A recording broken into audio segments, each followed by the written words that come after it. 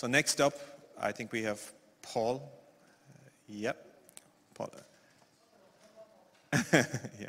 So Paul Immerish, who's going to talk about MoonGen and libmoon out of that. Very cool tool. I recommend everybody to go and try it out, but we'll let Paul talk to it himself. Great. Thank you for the introduction. So this talk is kind of an unstructured thing.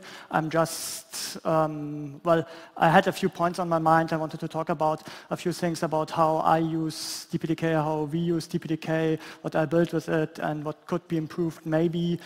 So don't expect any real structure, just some unfocused thoughts. So first about me, why I'm using DPDK, how did I even get here? I'm a PhD student in Munich, Germany. And I started in 2014, but I've been using DPDK since 2013 because I started doing stuff with that during my master's thesis, and I found it really interesting. And then I got around to got the offer for a PhD position. And yeah, my thesis topic is, well, testing network devices or testing both hardware and software. In order to do that, we needed a packet generator, and there was no good packet generator available. So I built my own packet generator. That's MoonGen. That's kind of popular in academia, not so much with you folks, or a little less. And yeah, I talked about this here last year. And it's really commonly used in academia. If you read a paper, it's often the packet generator if it's a good paper.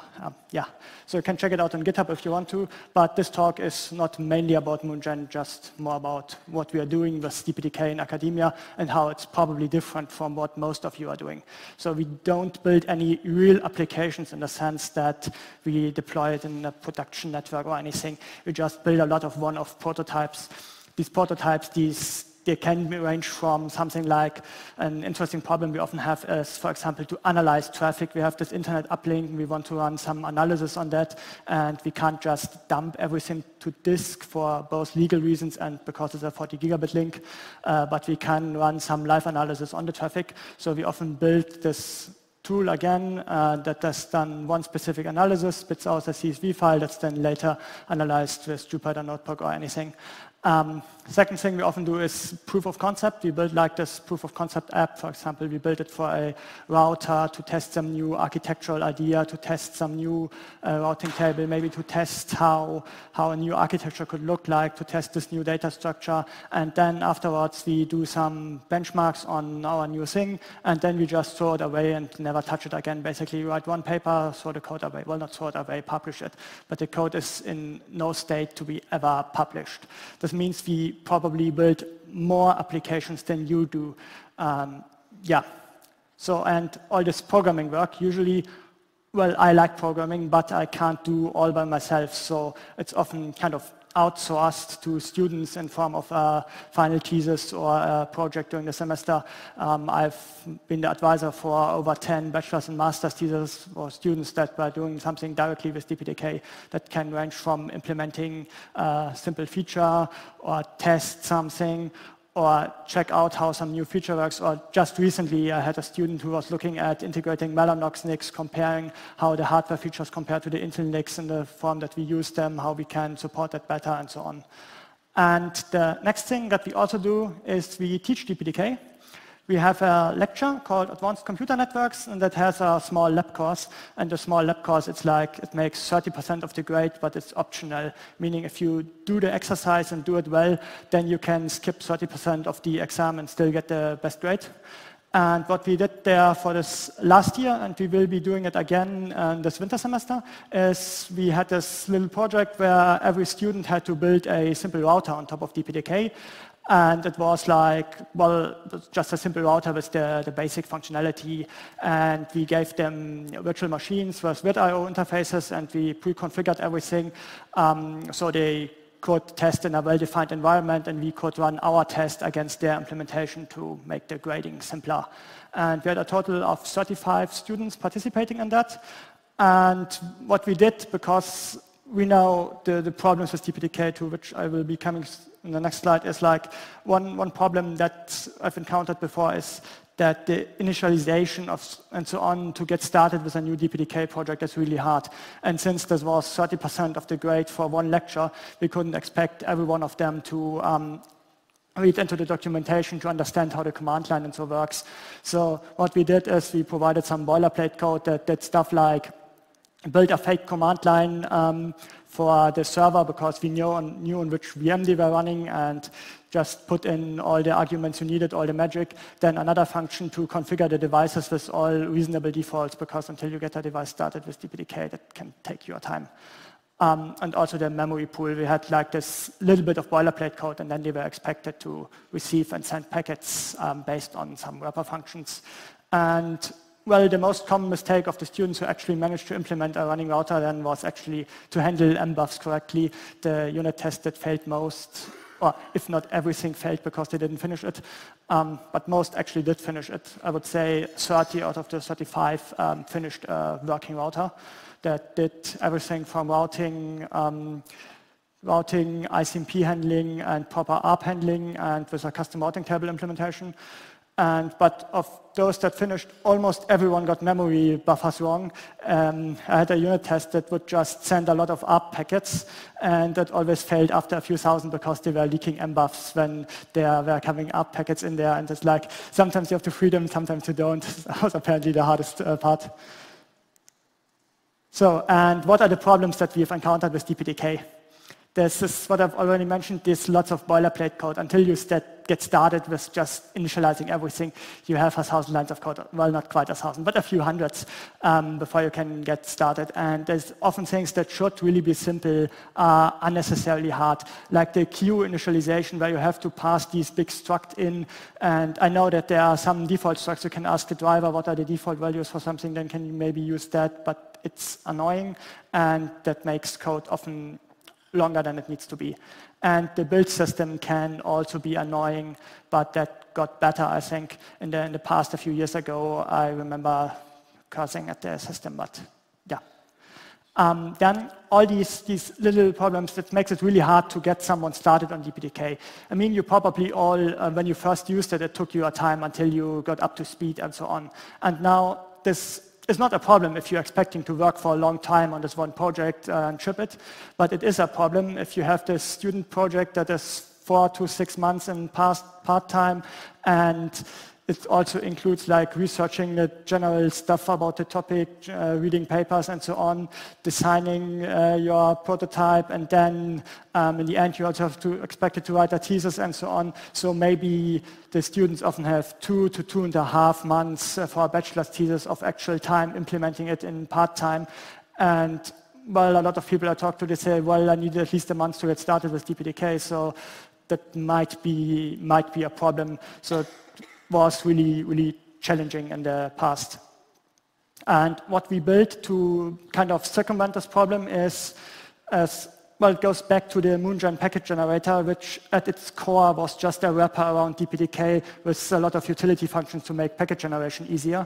But at its core, it's a wrapper for the Lua programming language for DPDK.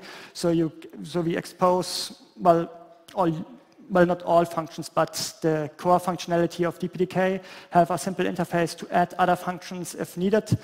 And that worked really well for the MoonGen package generator, and people started using it for some other reasons. I have seen people who would just install and use MoonGen just to run the build script to get a DPDK build. And I was like, well, it's not meant to use that way, but if it works for you, great.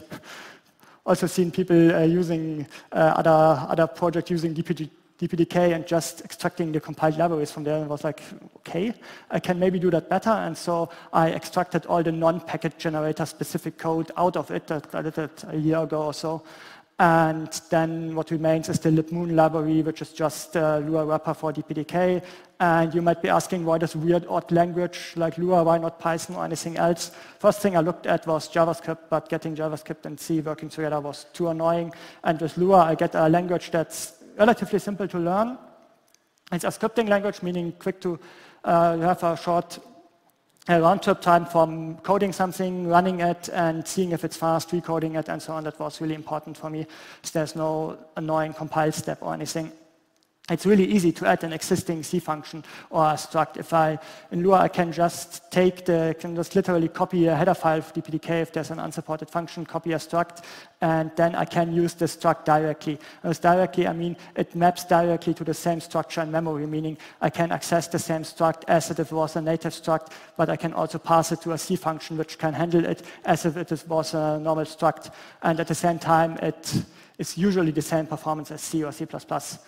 And well, so what we did is we then had this wrapper and we had a few utility functions. We kind of generalized them to general purpose use from package generator specific. And there are a few utility functions that we just added there to get started on a prototype to really make getting started quicker.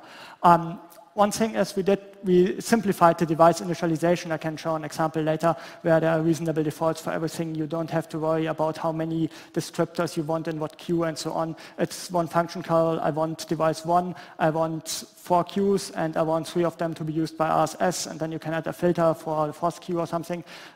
Really easy. Then command line parsing library, because I've been writing a lot of boilerplate code for these prototypes, because every one of them needed some command line arguments. Then, well, get opt exists, but it is kind of annoying. Then there's get lopt, and it's also annoying in other ways. So just a simple command. I can show an example later, maybe just. Then we have predefined hypershots, which reminds me of the talk earlier or yesterday. And they are like helper threads to handle things that we needed over and over again. Like we would deploy something, some network as a test host, and then it needs to be expected to respond to ARP requests. It sometimes needs to be expected to respond to ICMP ping requests. Sometimes we needed LSCP before the bond driver was in DPDK, so we have a helper thread for that. And what we also have is the MoonGen packet library, which, if you have looked at a MoonGen script, is a simple way to get structured access to a complex protocol stack, because we often handle these tunnel protocols like VXLAN, and that made it really easy to say, okay, I want to encapsulate it in VXLAN.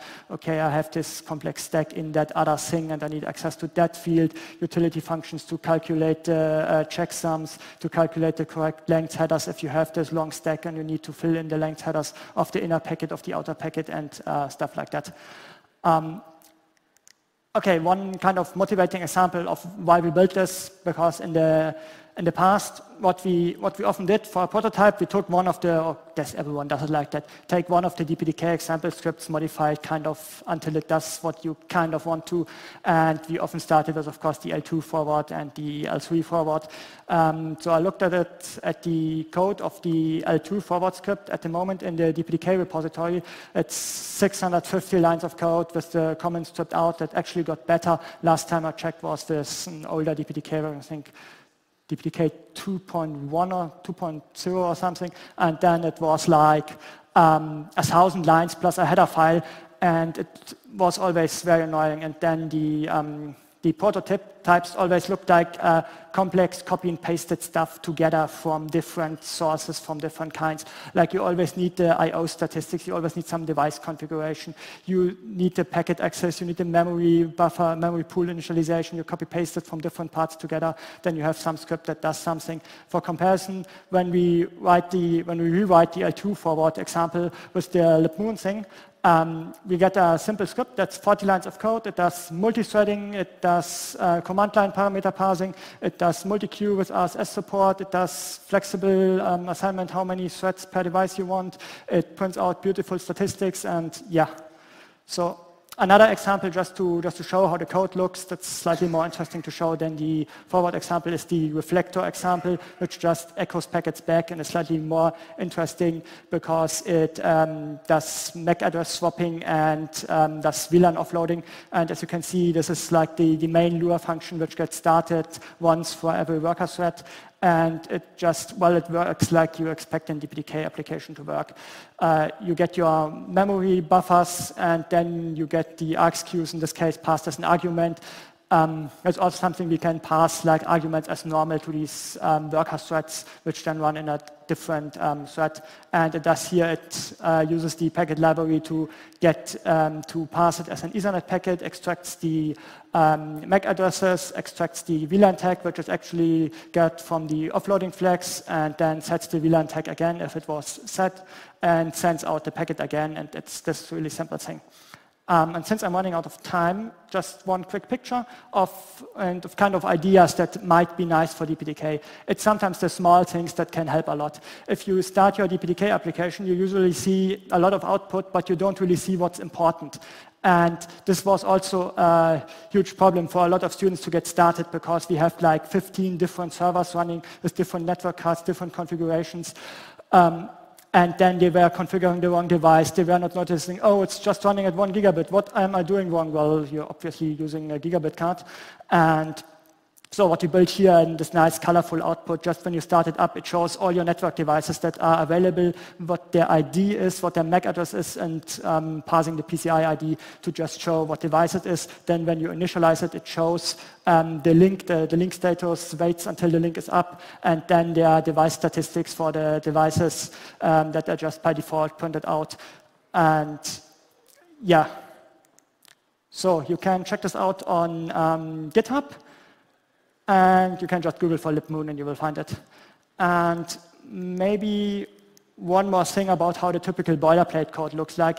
This would be the typical boilerplate code, a few imports, followed by the parser configuration for the command line arguments. And the other boilerplate is for the reflector.lua, which is already quite a lot because it handles LSCP in our threads, which you don't really need.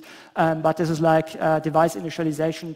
You can see in the first loop, if you can read the small text, that just passes the port ID, how many queues you want, and basically that's it. Then you just start the statistics task, and at the bottom, you start a few worker threads that receive the queues at parameters, and easy as pie for a prototype. Probably not for a real application, but it worked for us really well for building prototypes and testing new ideas quickly. So thank you. Any questions in the few more minutes?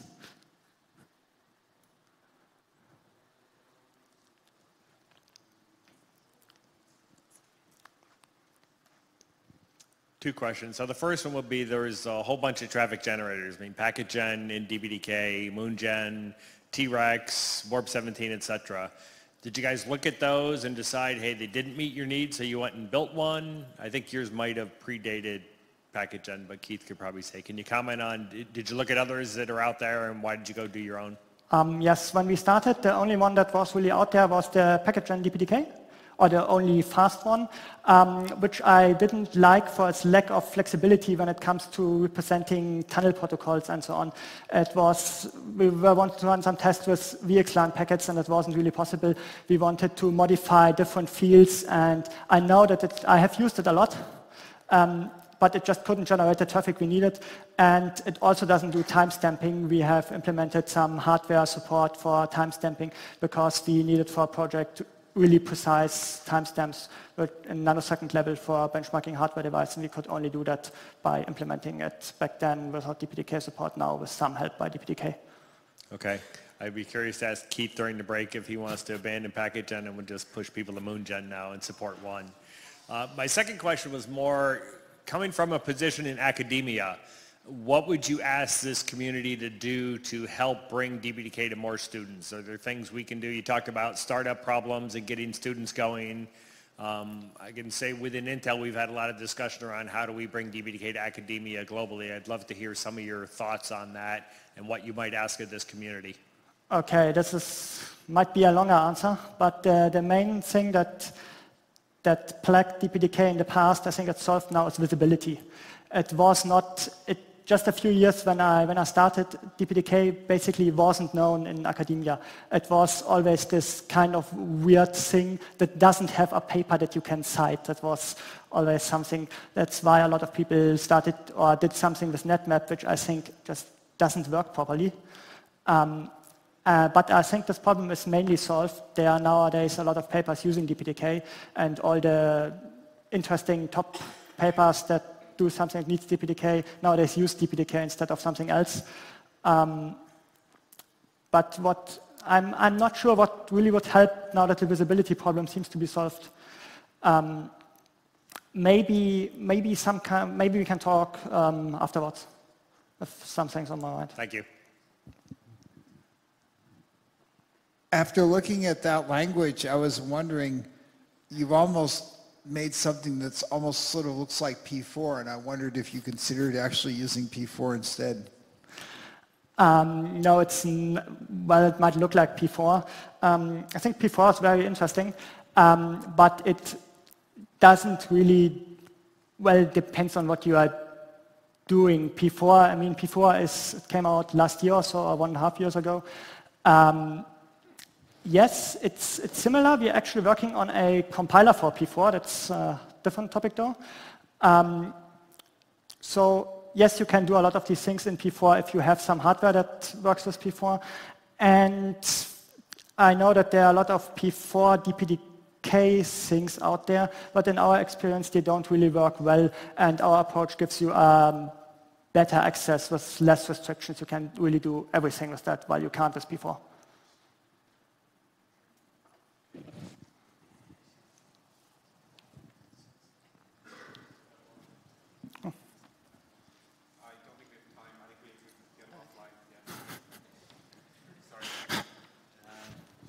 Thanks very much, Paul.